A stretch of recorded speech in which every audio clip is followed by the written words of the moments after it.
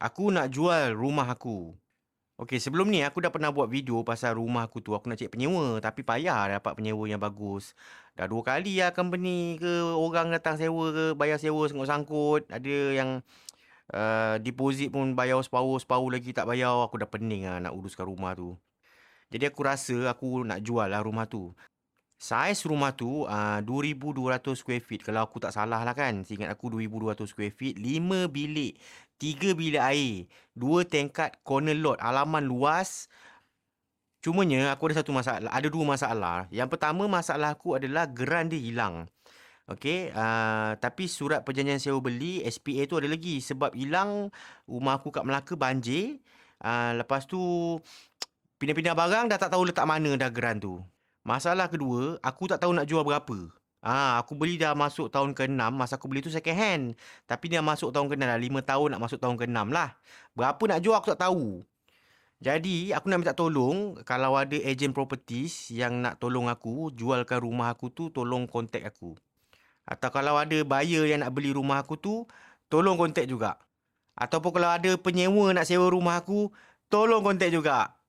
Ataupun korang yang tak ada kena-mengena dalam nak beli rumah, sewa rumah, ejen property jual rumah ke, tolong aku sebarkan video ni, please. Rumah yang aku nak jual ni, lokasi dia dekat Pasir Gudang, Johor. Ni aku silik sikit video tentang rumah tu lah, korang tengok Ingat bukan rumah banglo, bukan rumah mewah, just rumah taman biasa je. Okey, ni dia punya halaman rumah bentuk L shape tau. Ada 2 pintu pagar, 3 pintu pagar actually. 2 kecil, 1 besar. Bentuk L shape halaman dia. Awning dia pun aku buat L shape. Belakang ni aku sengaja tak awning supaya boleh berkebun ke, jemur baju ke. Besar lah halaman dia. Ni dia punya ruang tamu. Bawah ni ada 3 bilik. Semua dah tile lah. Belah bawah ni semua dah tile. Ni bilik pertama. Okey, siap ada kipas semua. Dia ada 2 tingkap lah menghadap L shape depan tu. Ni bilik kedua, tingkat bawah.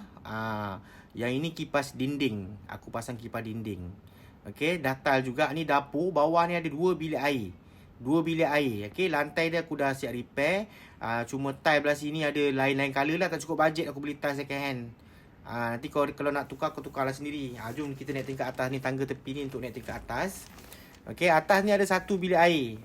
Ni atas ni aku ada yang tak sempat nak repair cat dah. Nanti kau cat lah sendiri. Okey, ni bilik air ketiga. Bawah ada 2 bilik air. Bilik yang ketiga. Atas ni ada 3 bilik, bawah ada 2 bilik. So ni bilik ketiga, tingkat nako. Okey, ni ada ruang tamu kecil belah sini nak buat tempat semayang atau tempat baca buku boleh.